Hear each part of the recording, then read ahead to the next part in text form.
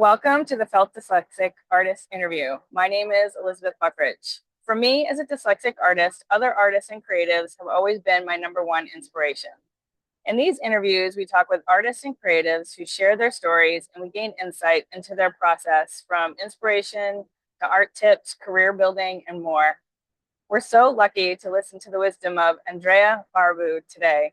I'm so excited to hear about her past and future projects and share insights on life as an artist. Hi, Andreea. Hi. Thank you for talking with us today. Thank you for having me. So I'm going to jump right in. Describe the art you make. What medium do you primarily work in, and why do you choose that medium? So I make all types of arts, all kinds. I'm a photographer. I'm a graphic designer. I'm an actor. I model sometimes. When I was younger, I used to paint and draw. So I love art in all of its forms. I also dance. But today I want to talk about photography. It's one of my most consistent forms of art. Yeah, so I love being a photographer. It's a way to in which I creatively express myself, and I usually do it outside. I love being an outside outdoors photographer. Yeah. So I think that you kind of answered this already, but do you work in any other mediums? Can you think of anything else? Yeah, I sometimes I do indoors too when we're doing a studio photo shoot. Sometimes I model, sometimes photographer. But yeah, sometimes we do, and it's interesting because you can kind of manipulate some factors, the light, the noise, other things. Yeah. Cool. How did you get into making art? Can you tell us about your background and how you first became interested in making art? Sure. So I think how it started, my love for photography, it started when I was in high school, and me and one of my best friends would go on vacation together, and we just liked to dress up and they put makeup on and then take really nice pictures. So we started taking pictures with our phones. And then later on, I got a camera because I always wanted to, but I just never had the courage to do it. So then I just got a camera, and then the game just leveled up. Yeah. Love that. So what themes or subjects inspire your work? I think a lot of my inspiration growing up, I drew it from the K-pop industry, actually. It's very interesting. They have a lot of bold elements, and I usually draw it from there, and music videos from musical artists. Yeah, that's where I draw most of my inspiration. Oh. Do you consider yourself neurodivergent or neurotypical? I consider myself neurotypical. Yeah. Yeah. Have you faced any challenges or setbacks in your artistic career, and how did you overcome them? Yeah, of course. I think everybody faces some setbacks and challenges sometimes. I think one of the challenges that I face sometimes is finding clients and customers. Living in Hawaii, it's the market here is overflowing with artists and photographers, and they're all great.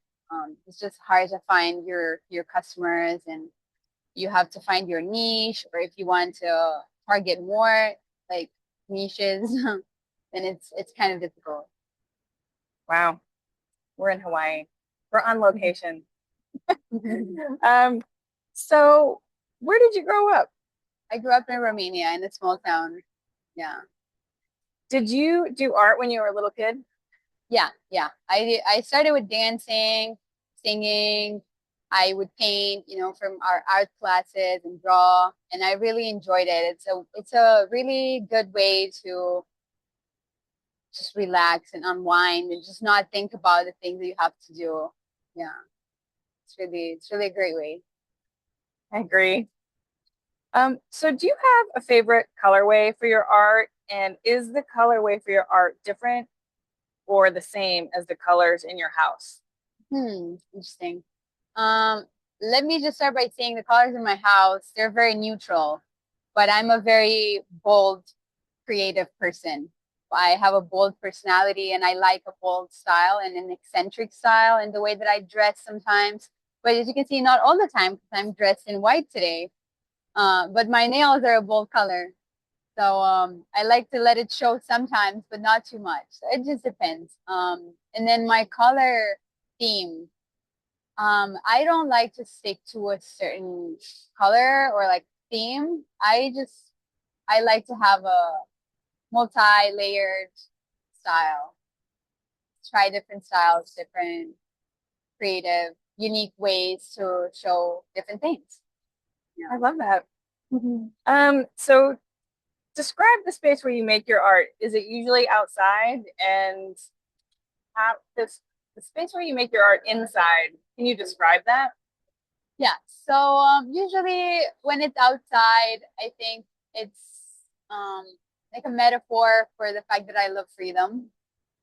So I love to be outside, and usually it will be surrounded by greenery and like nature, palm trees, ocean. So that's the direction for when we're outside.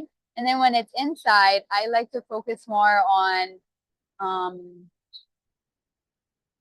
on clothing, for example, on bold pieces and statements, and like how I can showcase a feeling or an intense vibe, style, the focus shifts. Yeah. Cool. How did your school system support your interest in art growing up? Hmm. Well, unfortunately, it didn't really support it that much. Um, we didn't have any photography classes. In the high school where I went to, we didn't really have like a theater program or anything like that. We would have art classes where we would paint, but we would always be limited and restricted. We had to paint a certain image. We had to draw a certain thing. So the creativity, I feel like it was limited. And if we were graded for for for that. So if they wanted you to draw a circle and you draw a square, you would not get the points. You know what I'm saying? Um, Wow. Wow. Okay. How do you see your work evolving or changing in the future? What do you have planned? I think right now I want to focus more on putting content out there on my social media and just getting getting outside more and doing more photo shoots and everything. Yeah, just doing more work basically of the same work that I'm doing right now, which I'm very happy with. And you travel too. Yeah, I do. Yeah, I do. Is making art an emotional process for you or a strategic process for you? It's definitely an emotional process. You can't make art not thinking about emotion. It needs to bring out some kind of emotion. You do art because you have the feeling to do it, because you have the urge to do art. You don't, because if you don't have it, then it's not art. It doesn't come out. Yeah. Can you walk us through your creative process from idea to finished piece? Sure. So I usually draw my inspiration from the internet, from like I said, like music videos, or Pinterest. I make a board, a mood board. So I will take different elements from what I see. I draw inspiration. So I would put together a little board with different elements that I want to incorporate in my shoot. So if I like a certain pose, I take that from somewhere, and then I take a different element from somewhere else. So I just mix it all together, and then it's something new. I love that. Yeah. How do you combine the art you love to make and the art you sell? That's an interesting question. I think um, an element that comes in here is that I also like to make people happy.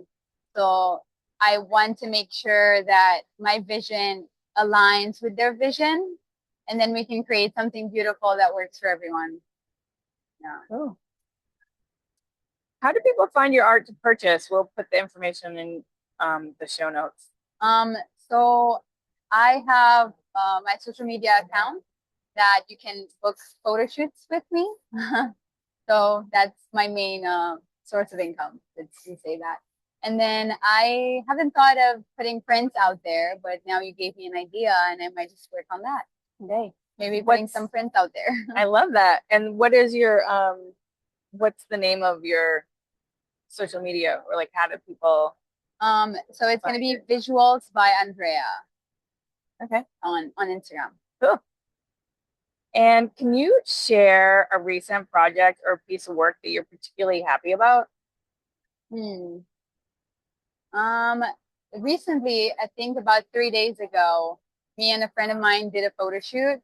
It was a studio photo shoot, and like we did all the process, drafting elements of inspiration from the internet and from everywhere, and we just brought the idea to life, and it was really interesting. I don't have the photos yet, but I can't wait to get them, edit them, and we'll see them on my personal profile, which is going to be Andreea Barbu _.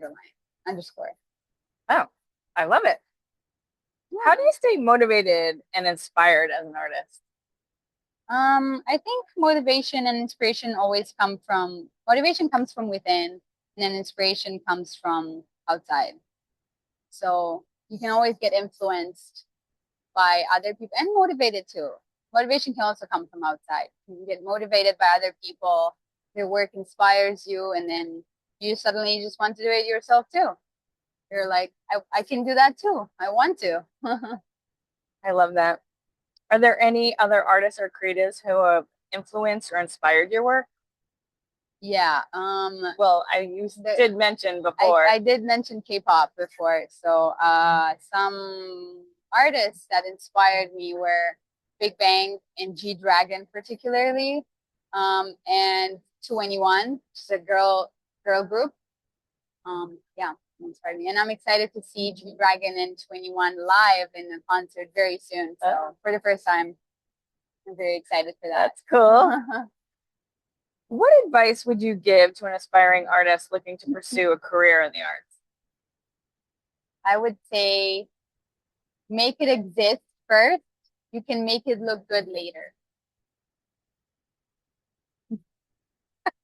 Love that.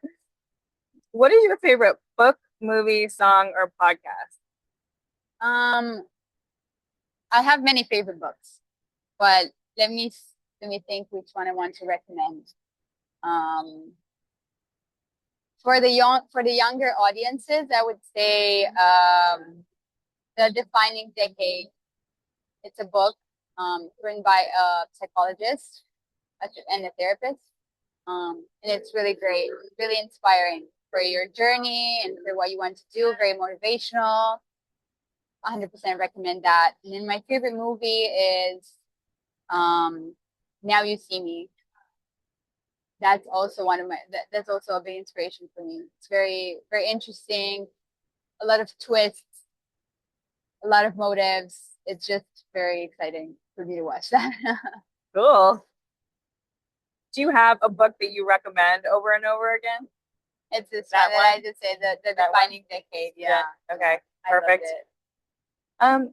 What do you want to talk about that I didn't ask? I don't think there's something I want more than that. You pretty much got everything. Yeah. We touched on inspiration. We touched on, creative process. Yeah. I did my job then.